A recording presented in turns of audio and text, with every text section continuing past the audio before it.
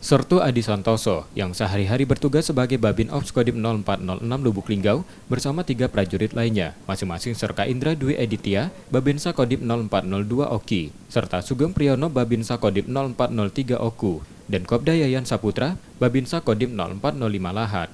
Dianugerahi penghargaan dari Korem 044 Garuda Dempo karena prestasi yang mereka lakukan. Sertu Adi Santoso mampu mengembangkan nutrisi tanaman yang dinamakan Bios 44. Cairan ini juga mampu mempercepat pemulihan lahan dalam penanggulangan karhutla. Sebagai demplot ataupun percontohan, kita membuat suatu sistem pertanian terintegrasi di mana di situ ada pertanian, peternakan, perikanan, termasuk di situ ada lagi kita terapkan teknologi yang lain untuk mendukung kegiatan-kegiatan pertanian. Jadi konsepnya itu adalah konsep integrated farming system dengan tujuan zero waste, nol sampah. Jadi kita tidak menghasilkan sampah.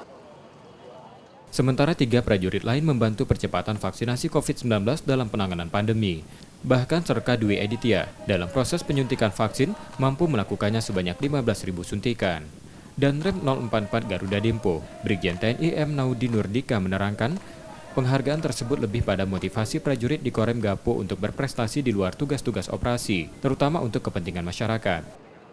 Dan ini menjadi atensi bagi kita semua untuk memotivasi seluruh anggota yang lain berbuat yang juga mungkin di bidang lain yang bisa memberikan manfaat kepada masyarakat. Penghargaan juga dilakukan di sejumlah kodim di lingkup Korem Gapo, dibarengi bantuan sembako untuk seluruh prajurit sebanyak 3.267 paket yang diharapkan dapat membantu prajurit dan keluarga. Tim Liputan, Kompas TV, Palembang, Sumatera Selatan.